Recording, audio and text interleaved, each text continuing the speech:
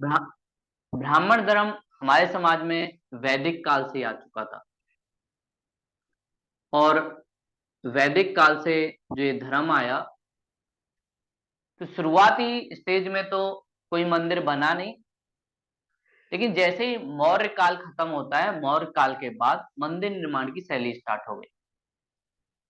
मौर्य काल के में मूर्तियां बनना स्टार्ट हो गई। तो उसके बाद लोगों को जरूरत पड़ी कि ऐसे क्षेत्र की जहां पर शांति से बैठ सके। तो ऐसा एक विजन आया कि एक मंदिर बनना चाहिए। और फिर इसी से उत्तर भारत और दक्षिण भारत में कुछ मंदिर निर्माण की शैली सामने आई। उत्तर भारत में जो मंदिर निर्माण होते हैं उसे कहते हैं नागर शैली। और उत्तर भारत में मंदिर निर्माण की शैली बहुत इजी होती है। बहुत सिंपल तरीके से मंदिर बनाए जाते हैं, ज्यादा कुछ नहीं किया जाता।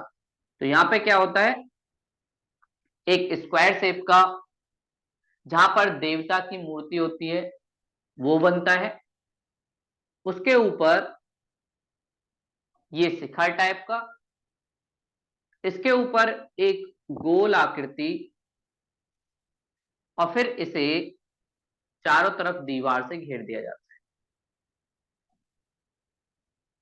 ये उत्तर भारत के मंदिर निर्माण की शैली है। और फिर यहाँ पर आने के लिए अलग अलग रास्ते, जिनके द्वारा आप लोग एंट्री कर सकते हो मंदिर में। ये आप भी कभी मंदिर गए हो तो आपने भी ऐसा स्ट्रक्चर देखा होगा। ये उत्तर भारत की मंदिर निर्माण की शैली है। और उत्तर भारत में सामान्य मंदिर का बनने का एक सबसे बड़ा कारण युद्ध। यहाँ के लोगों को, उत्तर भारत के लोगों को पश्चिमी क्षेत्र से बहुत बार आक्रमणों का सामना करना पड़ा।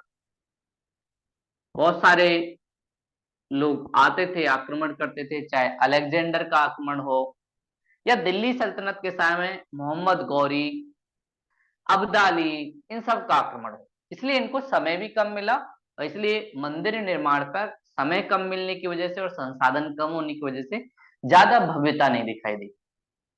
लेकिन द्रविड़ शैली जो दक्षिण भारत में मिलती है, इसमें हमें काफी ज्यादा भव्यता दिखती है।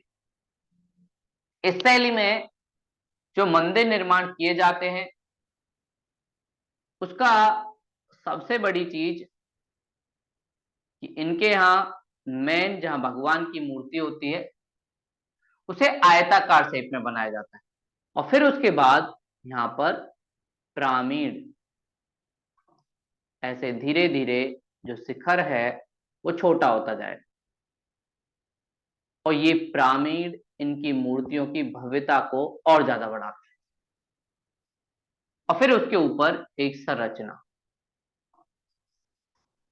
और फिर इन पिरामिड को एक दूसरे से जोड़ दिया जाता है। ऐसे दक्षिण भारत में हमें मंदिर स्थापत्य कला दिखी। और पिरामिड बनने से इनके पास ज्यादा मौका भी था। और फिर ये लोग भी अपने मंदिर को चारों तरफ से घेर दिया करते। और उत्तर भारत में बहुत सारे गेट हैं मंदिर में एंट्री करने के, लेकिन दक्षिण भारत में एक ही गेट होता था, ये मेन गेट। इसको कहते हैं गोपुरम। कि आप भगवान के दर में जा रहे हो तो गोपुरम से होते हो जाए। और जो बीच में आपको दिख रहा है ये है गर्भगृह। दोनों में गर्भगृह हम कहते हैं, जहां पर भगवान का निवास स्थान होता है, मंदिर की मेन मूर्ति।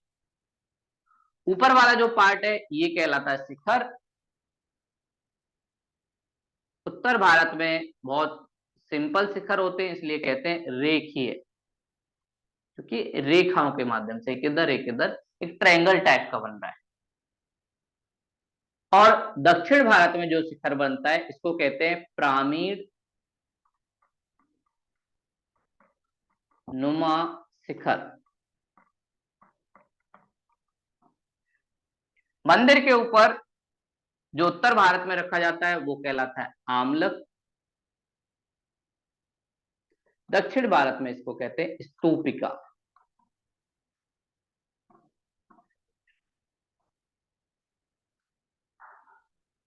उत्तर भारत में जो चारों तरफ दीवार है इसे कहते हैं अधिष्ठान,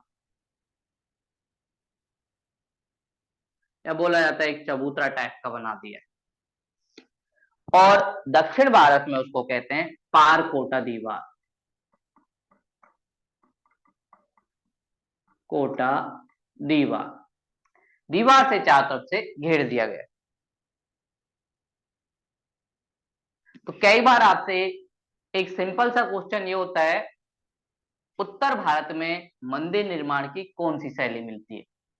उसमें 3-4 ऑप्शन होते हैं, द्रविड़ शैली, बेसर शैली, पंचायतन शैली या नागर शैली। तो उसका आंसर होगा नागर शैली। ऐसे ही दक्षिण भारत में कौन सी शैली मिलती है? द्रविड़ शैली। कई बार मैच कराने के लिए पूछ लिया जाएगा। कई बार आपको पूछा जाएगा गोपुरम, प्रामीण नुमा शिखर, स्तूपिका, ये भारतीय स्थापत्य की किस प्रणाली से जुड़ा हुआ है? आपको ऑप्शन दे देगा, स्तूप से जुड़ा हुआ है, भारत में बनने वाले मकबरों से जुड़ा हुआ है, या फिर मंदिर प्रणाली के नाम है। तो मंदिर प्रणाली से जुड़ा हुआ।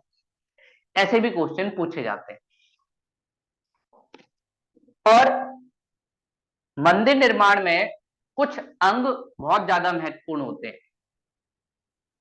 प्रमुख अंग, जो आपको हर मंदिर में दिखाई देंगे। और इन अंगों के आधार पर ही हम थोड़ा सा अंतर जानते हैं कि भाई मंदिर की जो प्रणाली है वो कैसी कैसी दिखती है। तो सबसे पहले जो अंग होता है उसे कहते हैं अधिष्ठान।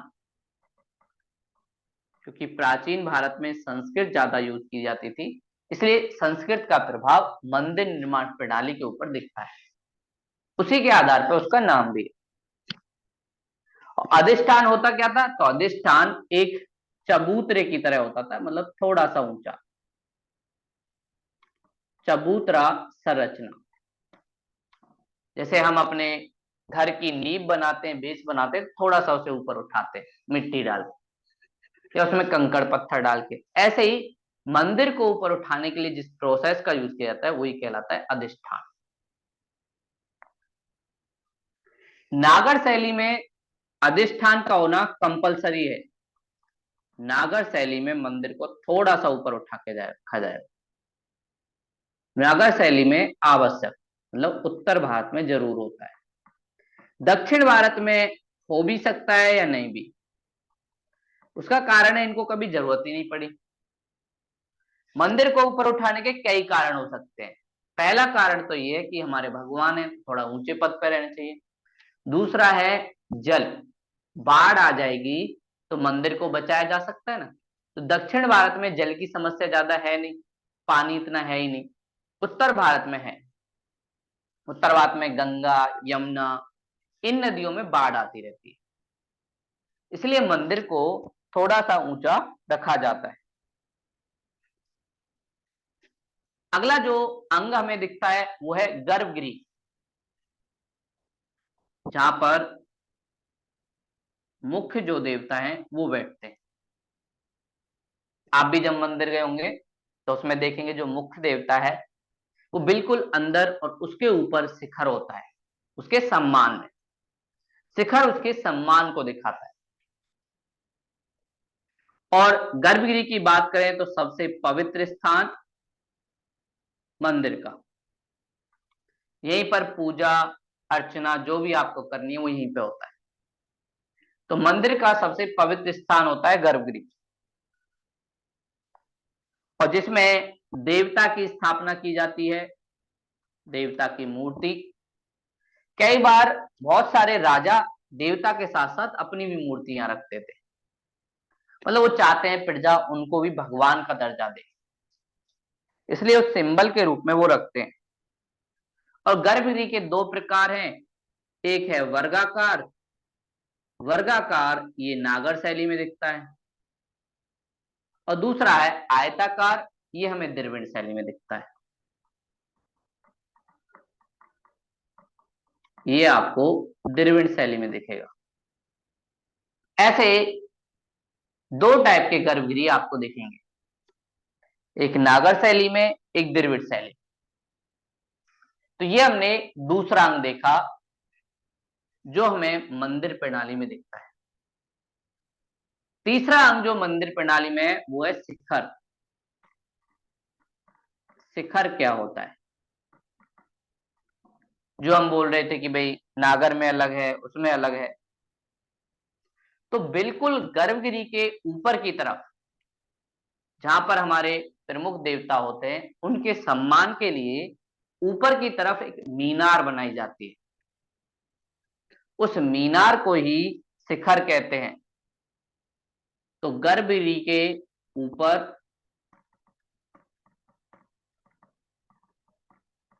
बनाई गई मीनार, मीनार मतलब कोई ऊंची चीज, जैसे हम बोलते हैं कुतुब मीनार जो दिल्ली में है, ऐसे ये भी एक मीनार की तरह होती है। अंतर ये होता है, नागर शैली में ये रेखीय होता है, मतलब बहुत सिंपल रेखीय शिखर। और द्रविड़ शैली या दक्षिण भारत में ये प्रामीण नुमा, ये आपको दिख रहा है प्रामीण नुमा शिखर। दक्षिण भारत में प्रामीण नुमा शिखर होगा, जहां पर धीरे धीरे धीरे धीरे वो छोटा होता जाएगा, सिंपल तरीके से नहीं बनाया जाएगा। उत्तर भारत में आपको लाइन दिखेगा।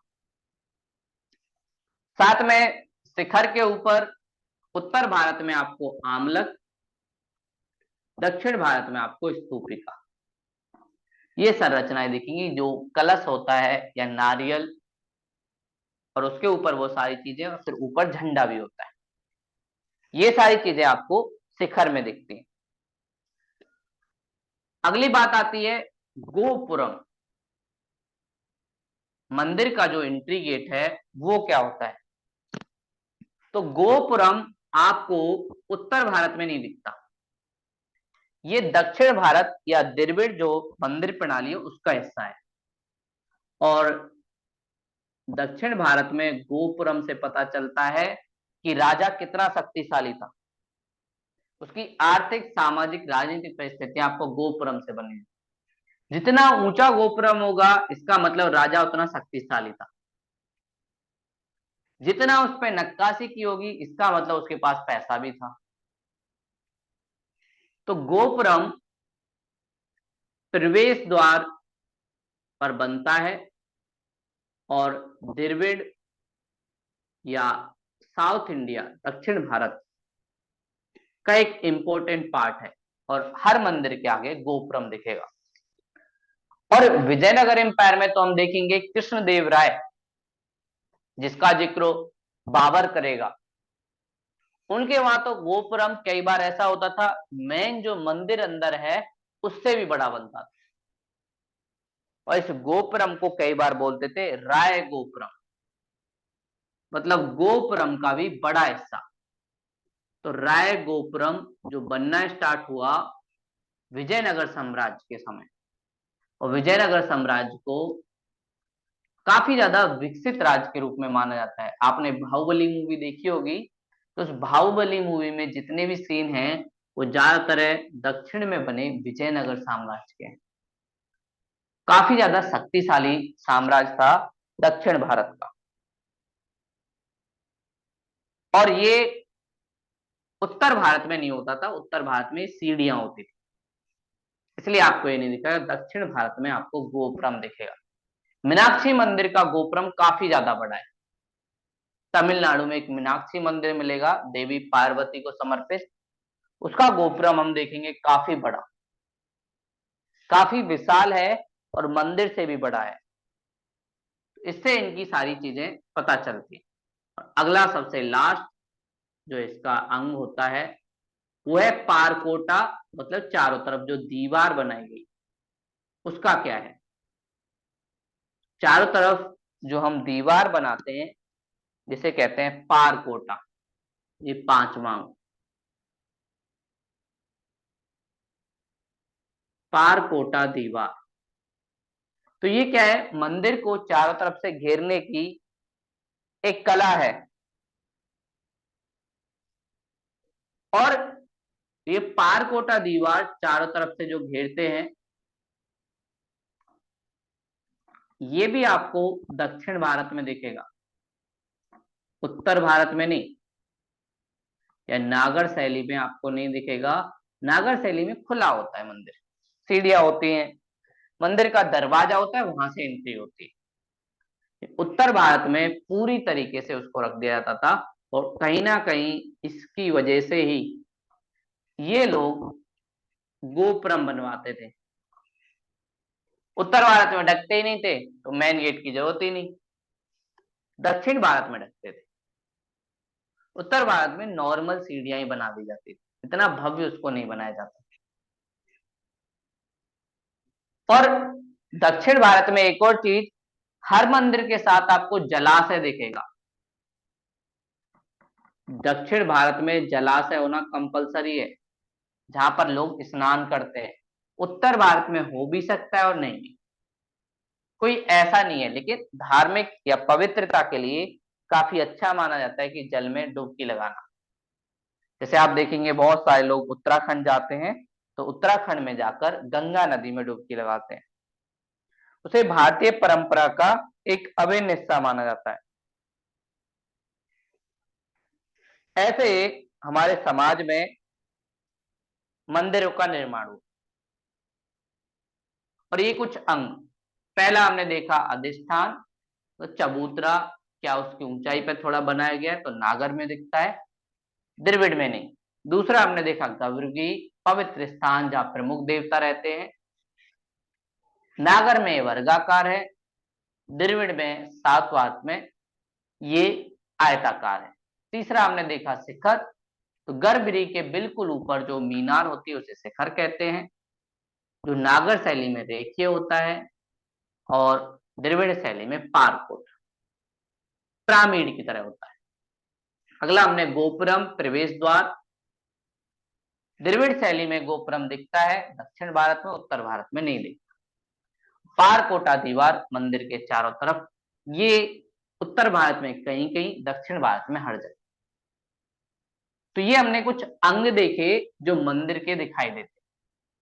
अगली बात आती है कि नागर शैली के जो मंदिर बने उनका विकास कैसे हुआ, किस किस राजा ने या किस किस समय में ये प्रणाली विकसित हुई, क्या क्या काम हुआ, कैसे ये धीरे धीरे आगे बढ़ी। तो नागर शैली का विकास कैसे हुआ। तो नागर शैली के विकास की बात करें तो गुप्त काल के समय नागर व्यवस्था का विकास होना स्टार्ट हो गया। मूर्तियां पहले बनी गई थी, और गुप्त काल में एक चबूतरे पर एक सामान्य सी चीजों को बनाना स्टार्ट किया। बहुत साधारण मंदिर ऐसे बस बनते थे, कोई नक्काशी नहीं, कोई वो नहीं। और कई बार तो जो ये ऊपर आपको शिखर दिख रहा है वो भी नहीं होता था, बस ऐसे ये सामान्य मंदिर बस बन गए। यहां से आने की सीढ़ियां हैं, आप लोग आइए। बहुत सामान्य तरीके से बनता था, शिखर भी बाद में आया। तो ये बहुत सामान्य तरीके के मंदिर हमें दिखाई दिए, और मंदिर के पास आने के लिए सीढ़ियां हैं, साथ में गर्भगृह है, गर्भगृह में एक मूर्ति रखी है, उसकी आप पूजा करने आ सकते हो। ऐसे मंदिर हमें शुरुआती स्टेज में दिखते हैं, और इसका बहुत बढ़िया उदाहरण हमें यूपी उत्तर प्रदेश में दिखता है, जहां पर देवगढ़ एक क्षेत्र है, और देवगढ़ के अंदर एक दशावतार मंदिर है। विष्णु जी के या कृष्ण जी के 10 अवतार माने जाते हैं, उसी से जुड़ा हुआ, उनके 10 अवतार 10 मुख दिखाए गए हैं, उसी को इसमें दिखाया गया है। तो वो मंदिर बिल्कुल ऐसे ही है, सिंपल, सपाट एकदम, छत के ऊपर मीनार है, ना कोई झंडा, बिल्कुल नॉर्मल।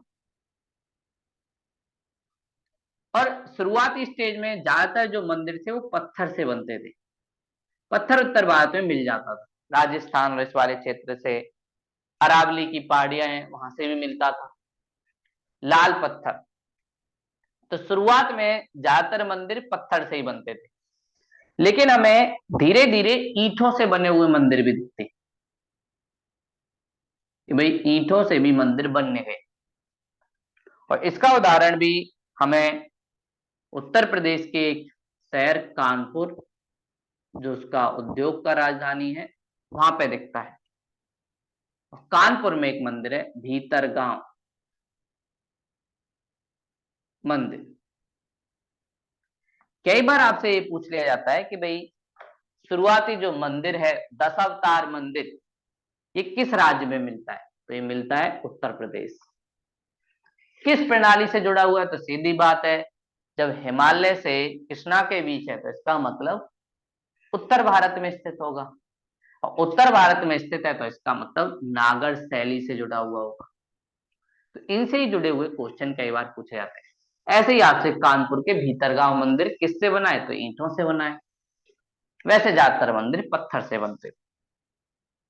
तो ये शुरुआती स्टेज में हमें मंदिर की प्रणाली दिखती है। फिर धीरे धीरे नागर सिस्टम में ही अलग अलग क्षेत्रों में मंदिर बनने लग गए। नागर सिस्टम के मंदिर जो फेमस थे, गुजरात में कुछ मंदिर बने, उसके बाद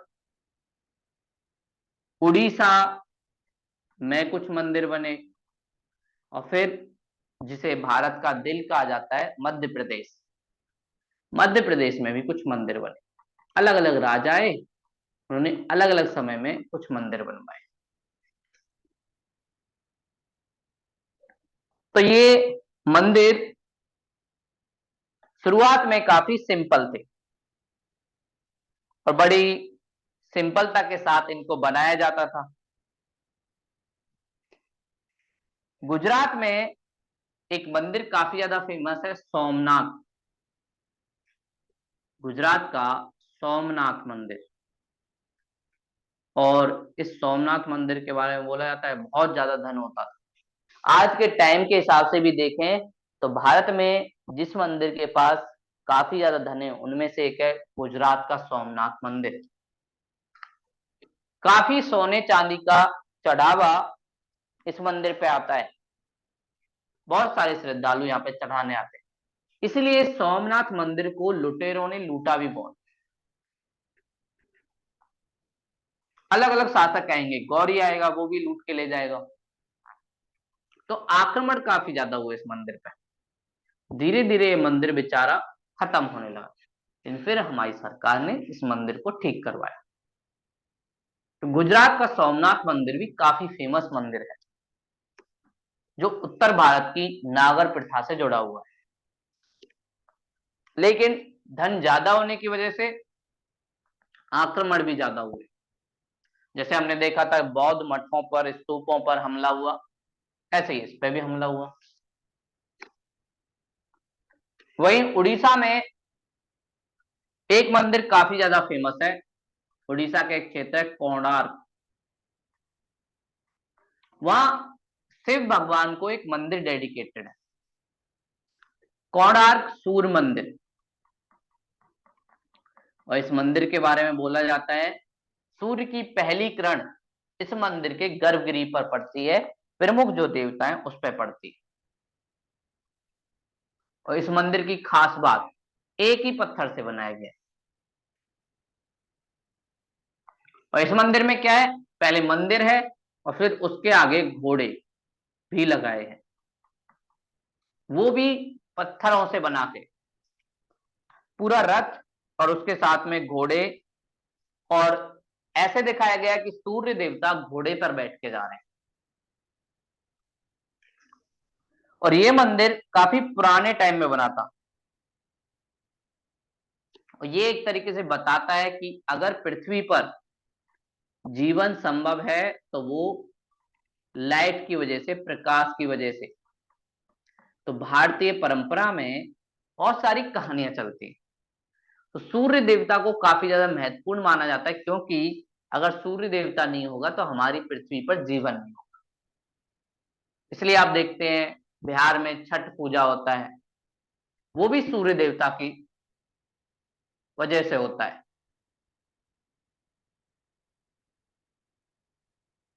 तो घोड़े जो पृथ्वी पर सूर्य की वजह से हमें रोशनी मिलती है, उसके कारण ही हम लोग जीवन जी पाते हैं। और इसमें एक और खास बात, चुंबक बहुत ज्यादा होती है। इस मंदिर में खिंचाव है, ये अपनी तरफ खींचता है। और ये उड़ीसा के तट पे बना हुआ है। और जब बहुत सारे जहाज आए तो उसके बाद धीरे धीरे ये जो जहाज थे वो टकरा जाते थे मंदिर से। और इसे कई बार बोला जाता था ब्लैक पगोडा,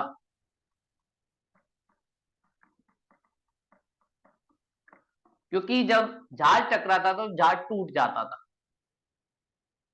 इसलिए मना किया जाता था कि भैया जिसको भी आना है अपना जहाज लेके उड़ीसा के तट पे ना आए, वरना टूट जाएगा। क्योंकि ये सन टेम्पल आपको अट्रैक्ट कर लेता है और इसकी शक्ति की वजह से ये सारी चीजें होती थी। तो ये काफी ज्यादा फेमस एक मंदिर। और इसके क्षेत्र की बात करें, ये बना पुरी में, उड़ीसा का एक क्षेत्र पुरी, वहीं पर यह बना। आगे चलकर मध्य प्रदेश में कुछ शासक हुए जो नागर प्रणाली को आगे बढ़ाते बुंदेलखंड क्षेत्र में। तो मध्य प्रदेश के बुंदेलखंड क्षेत्र में कुछ फेमस शासक हुए। और इन बुंदेलखंड के शासकों ने भी कुछ मंदिर बनवाए जो नागर शैली से रिलेटेड थे, जिन्हें कहा जाता था चंदेल रूलर या चंदेर शासक। इन शासकों ने मध्य प्रदेश में अपने मंदिर बनाए। और इन मंदिरों की खास बात, ये हर धर्म से जुड़े हुए थे। यहाँ पर हिंदू, बौद्ध, जैन, साथ में शैव, वैष्णव, इन सारे धार्मिक भावनाओं को जो मानने वाले उन सब से जुड़ा हुआ था। इसलिए बोला जाता है इसने वासुदेव कुटुंबकम या भारत की एक धारणा सर्वधर्म संभाव, उसको आगे बढ़ाया। सभी धर्म समान है। और ये मंदिर काफी खुले एरिया में बने हुए हैं और काफी ज्यादा फेमस है। बहुत सारे लोग घूमने के लिए यहाँ जाते हैं, पर्यटन स्थल के रूप में बने हुए हैं और देखने में काफी ज्यादा सुंदर लगते हैं। और इन मंदिरों की एक और खास बात, यहाँ पर एक शैली भी यूज की गई है, पंचायतन शैली। मंदिर निर्माण की एक स्थानीय शैली जिसे हम कहते हैं पंचायतन शैली। इस शैली में क्या होता है, इसके ऊपर क्वेश्चन भी पूछा गया कि भाई पंचायतन शैली किससे जुड़ी हुई है। इसमें होता है एक मेन मंदिर और इस मेन मंदिर के चारों तरफ छोटे छोटे मंदिर। तो ये सारे मंदिर मिलके 5 मंदिरों का निर्माण करते हैं। इसी को हम कहते हैं पंचायतन शैली। तो पंचायतन शैली 5 मंदिरों के समूह से बनती है। और इसमें मेन जो मंदिर है, इसमें प्रमुख देवता की मूर्ति और इसके आसपास और जो छोटे मोटे देवता उनकी मूर्तियां होती हैं। इसी को, क्योंकि ये 5 बनते हैं, इसलिए इसको बोलते हैं पंचायतन शैली। ये भी हमें मध्य प्रदेश में दिखाई दी, खजुराहो मंदिरों के आसपास। तो वहां पे बहुत सारे मंदिर हैं, उनके आसपास कुछ छोटे मोटे मंदिर भी बनाए गए हैं। जैसे वहां पे लक्ष्मण मंदिर है, जो राम जी के भाई के लिए बनाया गया है। साथ में कंदरिया महादेव, जो शिव जी को डेडिकेटेड है, वो मंदिर भी यहां दिखता है। तो कंदरिया महादेव का मंदिर भी, साथ में एक जैन संत पार्श्वनाथ, जैनों के एक संत हैं पार्श्वनाथ, जिन्हें सांपों के साथ दिखाया जाता है। मथुरा में भी इनकी बहुत सारी मूर्तियां मिली हैं और दिखाया जाता है कि पार्श्वनाथ जी सांपों के साथ खेल रहे हैं, मतलब विष को पीने वाले। शिव जी हिंदू धर्म में विष को पीने वाले, ऐसे पार्श्वनाथ को जैन धर्म में माना जाता है। तो जैन धर्म से जुड़ी हुई चीजों पर पार्श्वनाथ काफी ध्यान देते हैं। वो सारी चीजें हमें खजुराहो मंदिरों में, नागर शैली के मंदिरों में दिखाई देती। फिर आगे चल के राजस्थान, जहां पर राजपूत शासक काफी ज्यादा रूल करते थे, वहां पर भी कुछ मंदिर हमें दिखाई देते हैं। और राजस्थान में एक मंदिर काफी ज्यादा फेमस है। राजस्थान जो भारत की सांस्कृतिक विरासत के लिए काफी ज्यादा फेमस है। अलग अलग तरीके के नृत्य, रंगीन कपड़े का इस्तेमाल काफी ज्यादा राजस्थान में होता है। तो राजस्थान में एक क्षेत्र है माउंट आबू।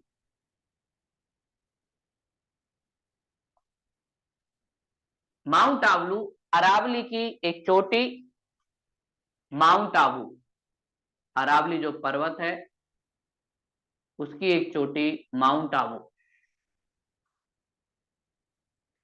वहां पर राजस्थान में एक जैन मंदिर बनाया गया है। वो जैन मंदिर काफी ज्यादा सुंदर दिखता है, संगमरमर से बनाया गया है, जैसे ताजमहल बना है। बहुत सारे लोग वहां पे घूमने के लिए जाते हैं।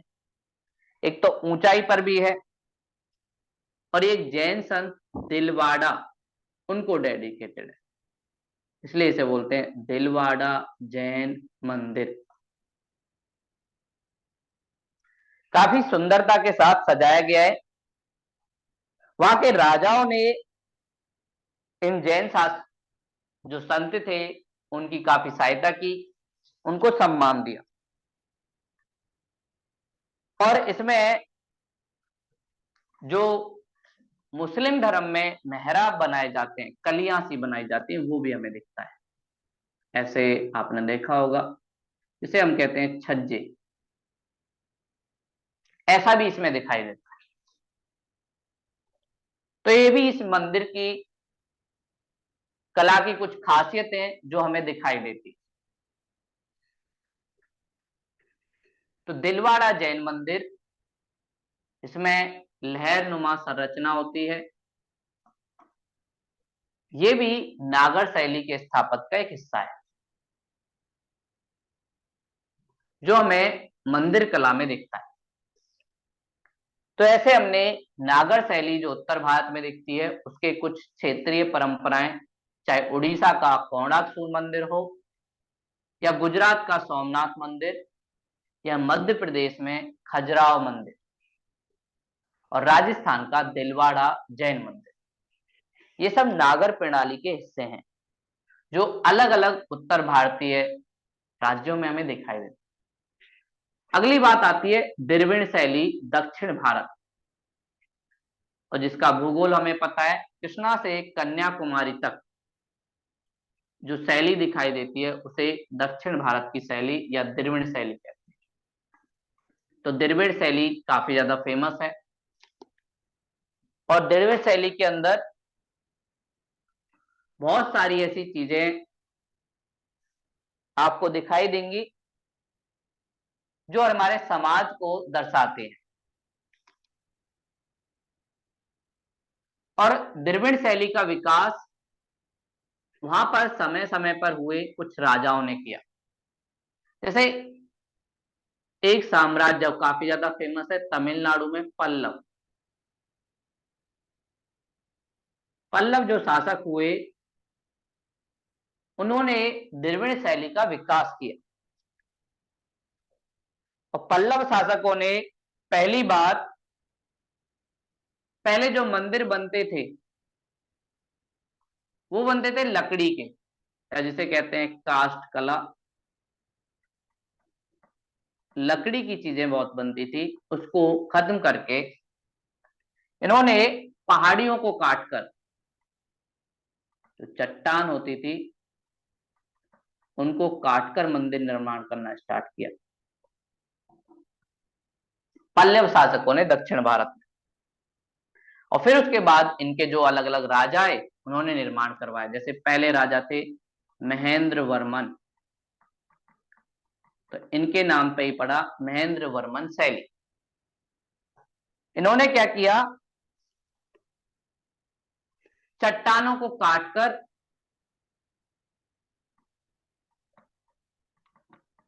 कर मंदिर बनवाए। और ये मंदिर काफी सादगीपूर्ण थे, मतलब मनमोहक थे, लोगों को आकर्षित करते थे अपनी तरफ। एक दृश्य हमें दिखता है, एक मंदिर है पंच पांडव, जो महाभारत के दृश्य से लिया हुआ है। पंच पांडव गुफा मंदिर, ये सब चट्टान के अंदर ही नीचे की तरफ बनाया गया है। इसमें कृष्ण जी को एक तरफ गोवर्धन पर्वत उठाते हुए दिखाया है, दूसरी तरफ वो गाय का दूध निकाल रहे हैं।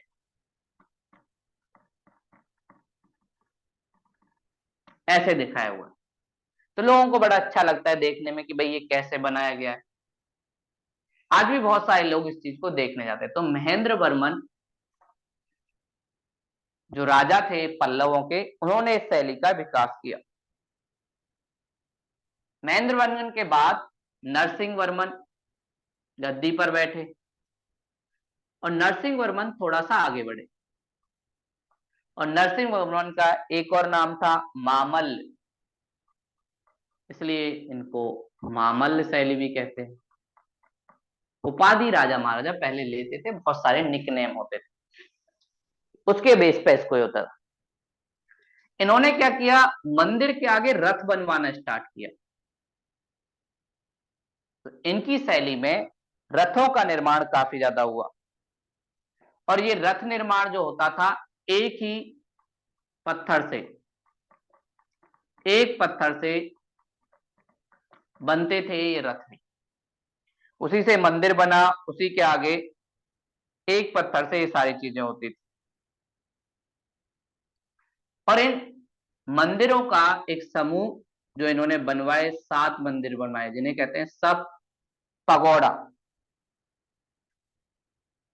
सप्त पगोड़ा मंदिर, ये नरसिंह वर्मन ने बनवाए।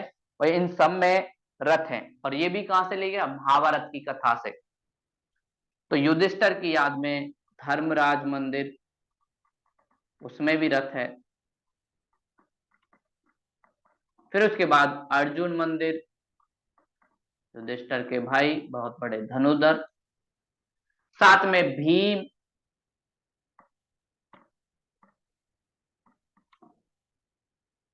इसके अलावा गणेश और द्रौपदी, जो पंच पांडवों की पत्नी थी, ऐसे इन्होंने मंदिर बनवाए। और धर्मराज युधिष्ठिर का जो मंदिर है वो सबसे बड़ा, देखने में काफी बड़ा लगा, और द्रौपदी का मंदिर सबसे छोटा।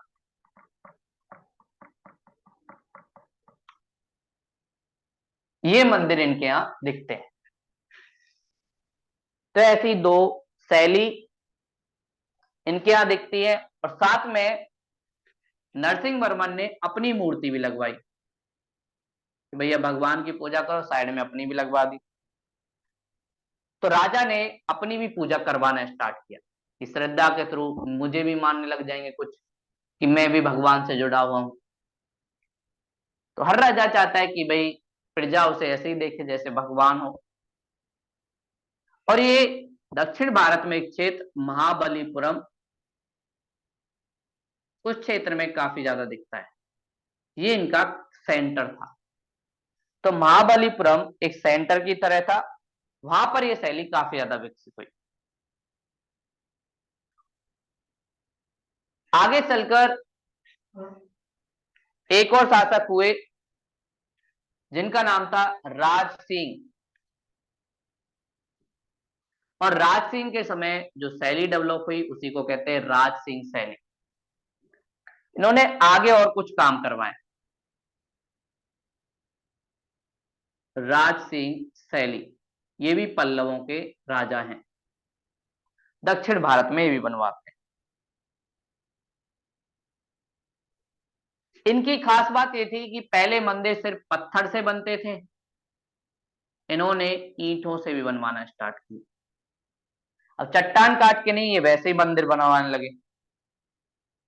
और इन्होंने भगवान शिव को समर्पित कांची में एक कैलाशनाथ मंदिर बनवाया। कैलाशनाथ, कैलाश के वासी, तो शिव को समर्पित। और इसमें शिव और पार्वती के बीच एक कहानी जो चलती है कि उन दोनों ने एक बार कंपटीशन रखा नृत्य को लेकर। शिव ने तांडव नृत्य किया, पार्वती ने लास नृत्य किया। उसी कहानी के आधार पर उस प्रतिस्पर्धा को इसमें दिखाया गया।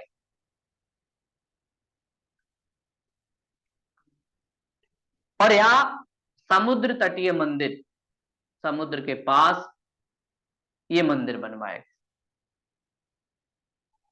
और ये काफी ज्यादा फेमस भी रहा और बहुत सारे लोग देखने भी जाते हैं, पर्यटन स्थल है। शिव की अलग अलग डांस की मूर्तियां, नटराजन शिव वो दिखता है, साथ में मां पार्वती का लास नृत्य वो भी इसमें दिखता है। और सबसे लास्ट में जो इनके शासक हुए नंदी वर्मन, इनके समय धीरे धीरे मंदिर निर्माण काफी कम हो गया। इससे पता चलता है कि नंदी वर्मन के पास ना तो धन था ना संपत्ति थी, इसलिए उसने मंदिर निर्माण ही। इससे पता चलता है कि पल्लवों का गिरावट हुआ, पतन हुआ। क्योंकि जब तक सही बन रहा था तब पता चलता है कि पतन। जैसे हम किसी की बिल्डिंग देखते हैं, किसी का घर देखते हैं, तो उससे पता चल सकता है ना कि उसकी आर्थिक हालत कैसी है।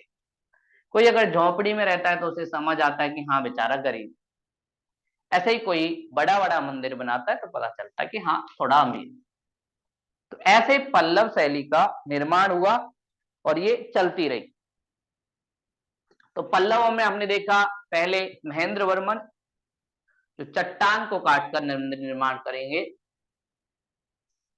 और ये पंच पांडव गुफा बनवाएंगे, इसमें एक तरफ कृष्ण जी को गोवर्धन पर्वत, दूसरी तरफ गाय धोते हुए। पल्लव के बाद नरसिंह वर्मन जिसे मामन शैली है, रथ निर्माण एक पत्थर से करवाएंगे। और इनके यहाँ सप्त पगोड़ा, 7 मंदिर एक तरफ धर्मराज मंदिर युधिष्ठिर को डेडिकेटेड, दूसरी तरफ द्रौपदी मंदिर, अर्जुन मंदिर ये भी बनवाएंगे। धर्मराज सबसे बड़ा, द्रौपदी मंदिर सबसे छोटा। और ये फेमस क्षेत्र जहां पे बने थे ज्यादातर महाबलीपुरम। और साथ में नरसिंह वर्मन भगवान के साथ साथ अपनी मूर्ति भी रखवाएगा। उसके बाद राज सिंह शैली, जहां पत्थर के साथ साथ ईंटों से भी मंदिर बनने लगे। और एक क्षेत्र दक्षिण भारत का कांची, वहां पर कैलाशनाथ मंदिर बना जो दिखाता है शिव और पार्वती के नृत्य को। ये सारी शैली आपको दक्षिण भारत में दिखती है और पल्लव शैली के नाम से जानी जाती है।